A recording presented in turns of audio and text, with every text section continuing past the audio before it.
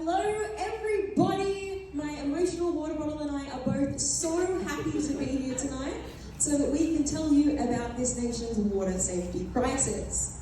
So before we get on to that though, I do feel obligated to point out the elephant in the room because I know this is being recorded. Mum, I did iron this dress before I came. It just didn't survive the car ride.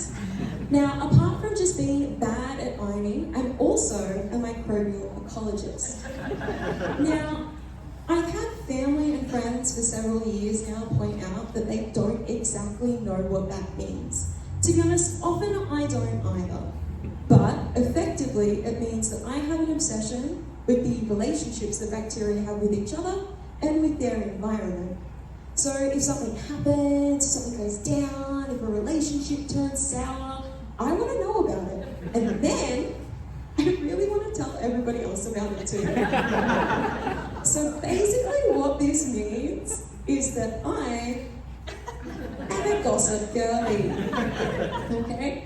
Now, to achieve this status as a professional bacterial stalker, I actually decided to go and get a PhD. Now, for those of you who have been lucky enough to escape this kind of academic trauma, it's kind of hell, right? Like, it's maximum work for minimum pay, makes you stressed, depressed, anxious. There's imposter syndrome. There's the fact that none of us can afford food. I could go on, but this is only an 8-minute talk.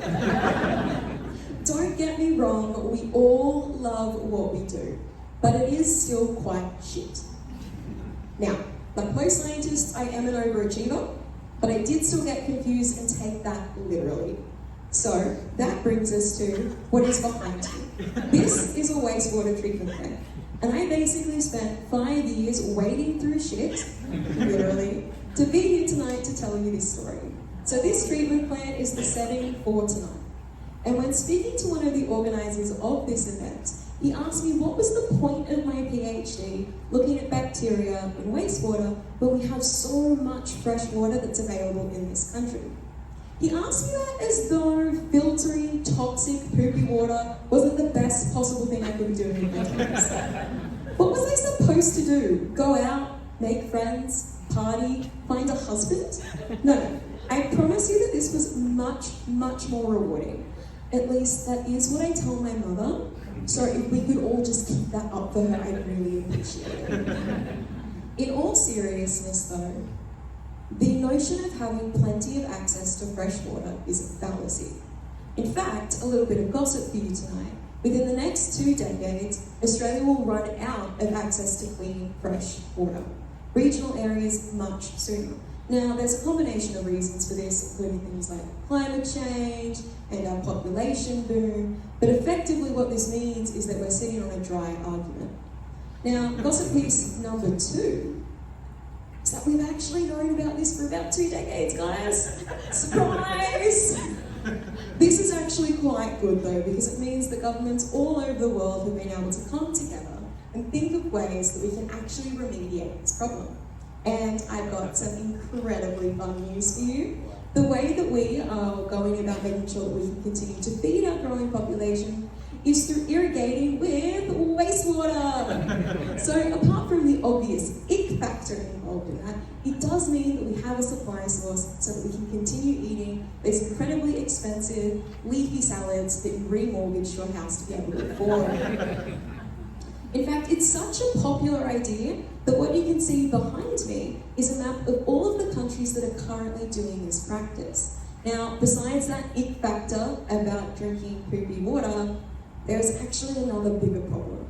And that's that these that are now displayed behind me are all of those same countries that have reported cyanobacterial blooms in those wastewater treatment plants that we intend to use for irrigation. So, that means that incredibly clear crystal water that we want to have babbling from our taps tends to look a lot like this. Delicious, right? Now, this is cyanobacteria, and some information about my favorite friend. He's about 3 billion years old, he's found literally everywhere, and has a diverse set of extracurricular activities. These include converting sunlight into snacks, stealing nutrients off its friends, and making a whole bunch of really fun compounds that my friend Nikki has already mentioned. including painkillers, sunscreens, biofuels, those bioweapons her dad's worried about. And a lot of you are actually probably already comfortable with the idea of ingesting cyanobacteria. You know those green smoothies that are all the rage right now? That actually includes a relatively tame variant of cyanobacteria, okay? But the one that I like to look at is not your average gym bro supplement. I'm looking at Microcystis.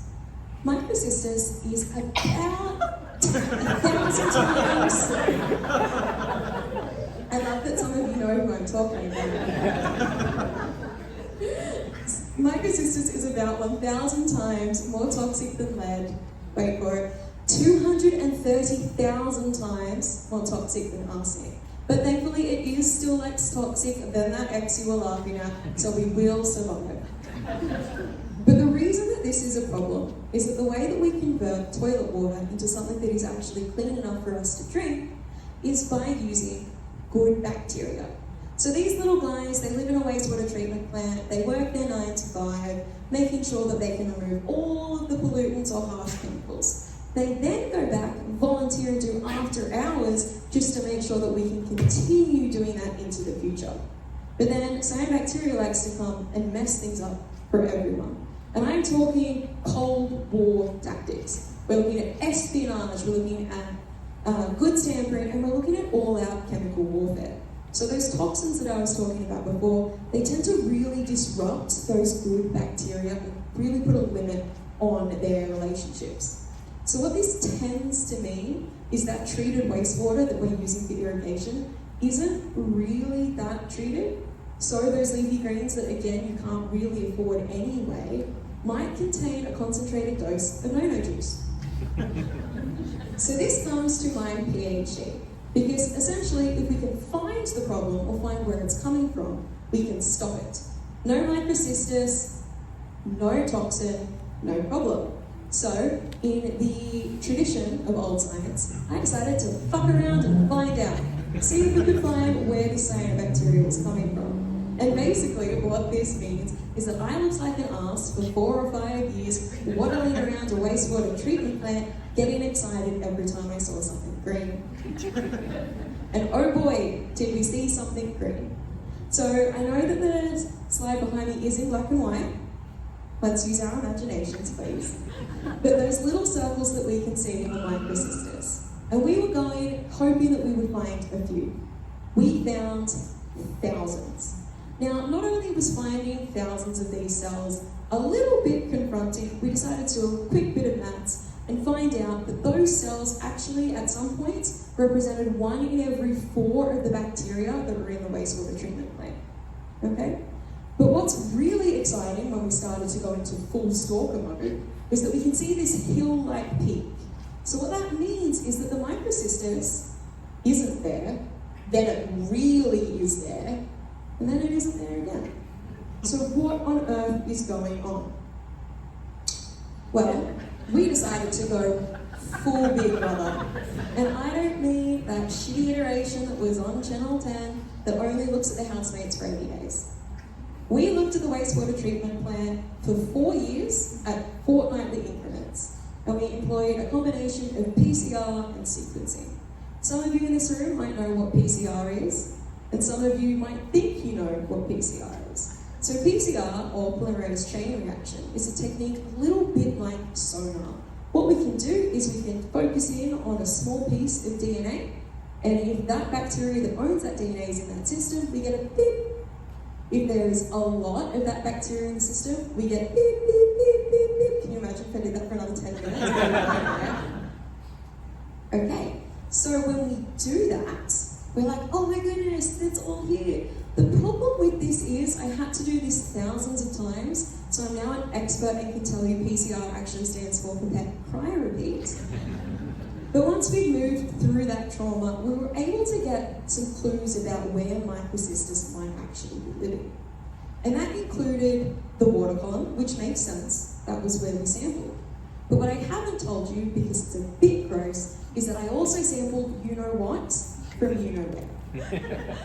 And we found the Microcystis in that too. So if microcystis is in the treatment plant, and again, just to be super clear, treatment plant is poop, but it's not coming from inside us, where is it coming from? This is an incredibly challenging question to answer, but incredibly relevant as well. So I couldn't do this by myself. So now is actually a really appropriate time to shout out one of my really good friends, Daniel Labour, who is instrumental in analysing this data set. That's him behind me, twice.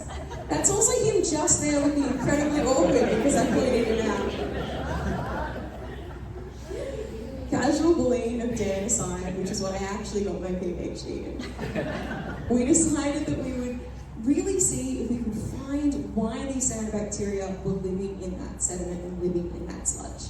And we kind of worked out that they're basically tiny, fuzzy, green bears. They're apex predators, firstly.